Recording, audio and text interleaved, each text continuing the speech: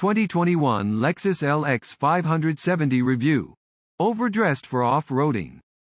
Gucci gown and Solomon hiking boots are a mismatch, and it costs the environment $2.41 per mile to operate.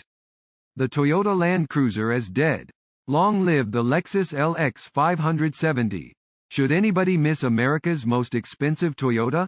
Should we rightfully be singing hosannas because this snazzy Lexus version only costs $995 more to start?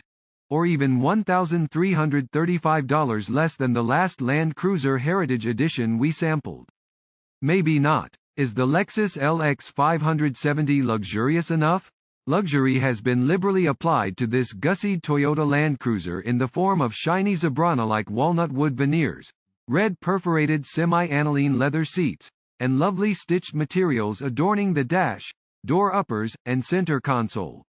And yet the legacy architecture hamstrings the LX570 with old-fashioned artifacts like the small, low-resolution info screen between the analog dials and the generations-old infotainment display that still doesn't support Apple CarPlay or Android Auto and must be controlled by that somewhat cantankerous joystick, mouse haptic user interface.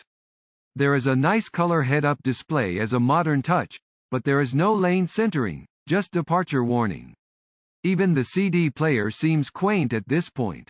Oh, and because it still uses a mechanical shift lever instead of an electronic one, you don't get the under-console stowage most new SUVs offer nowadays.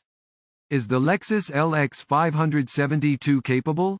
All the luxury trappings seem entirely at odds with this truck's impressive capability, and we fret that this will dissuade owners from ever utilizing its many incredible features. Like the turn circle tightening inside rear brake locker, the center differential lock, the 4 different off-road modes, and the high-clearance height adjustable suspension. Features like these, along with Toyota's legendary durability, have made the Land Cruiser the vehicle of choice for United Nations Blue Helmet Brigades and wild game tour operators around the world. This impressive set of features totally inspired us to take a recent midnight black metallic Land Cruiser Heritage Edition out to a local off-road park for mudding and rock crawling. But when this Onyx Black LX570 arrived, it seemed too shiny and pretty to risk marring the paint with a branch stripe or getting mud on the carpets. That's why this gear is just vastly more at home in a Toyota than it is in a Lexus.